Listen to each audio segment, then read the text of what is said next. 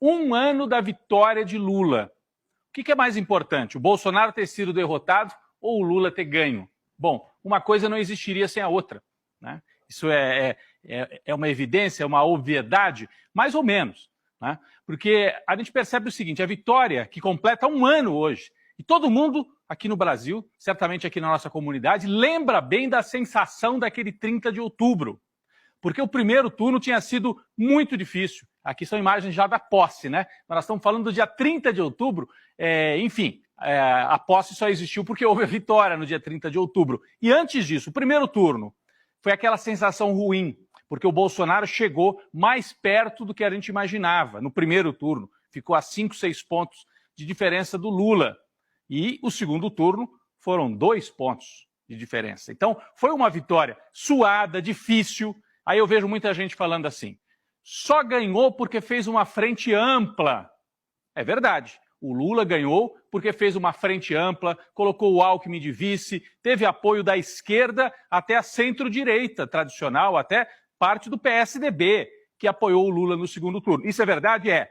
Então, sem a frente ampla não ganharia, mas sem o Lula também não ganharia.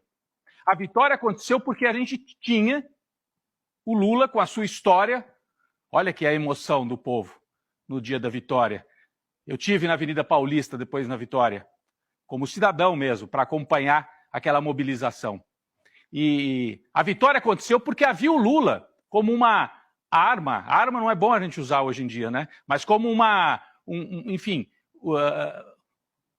um elemento que permitiu a vitória. Sem o Lula não haveria, porque só ele conseguiria costurar esta aliança, que foi uma aliança com os políticos e foi uma aliança por baixo, com o povo também.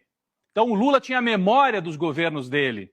Muita gente que nem é de esquerda, que nem trabalha muito com essa linha esquerda-direita, votou no Lula porque lembrava que nos anos do Lula houve prioridade para os mais pobres, houve prioridade para a justiça social, e isso permitiu a vitória porque do outro lado havia uma máquina de mentiras e uma máquina do Estado usada a favor do Bolsonaro, como nunca houve desde a redemocratização no Brasil.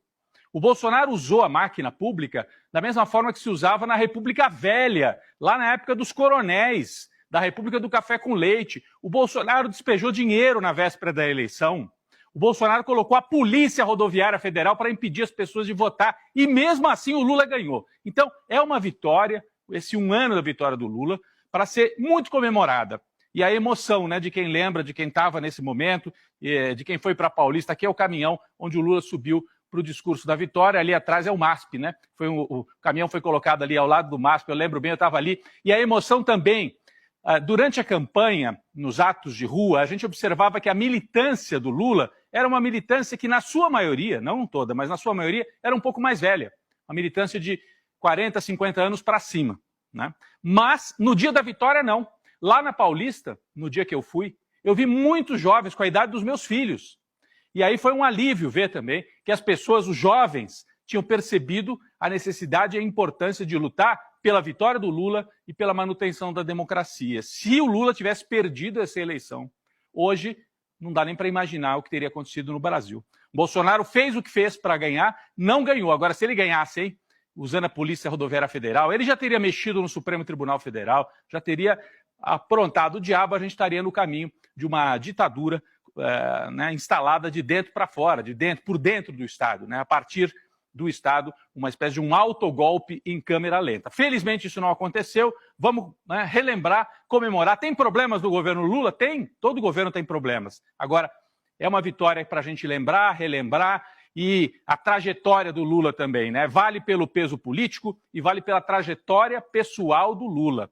Alguém que passou tudo que ele passou na vida, parecem muitas vidas numa vida só. É impressionante, né? E depois de ser perseguido judicialmente, ficar preso, muita gente dizia, o Lula não devia nem ter ficado no Brasil, devia ter ido para uma embaixada e ido embora. E o Lula falou, não, eu vou ficar preso, se querem me prender, e vou dar a volta por cima.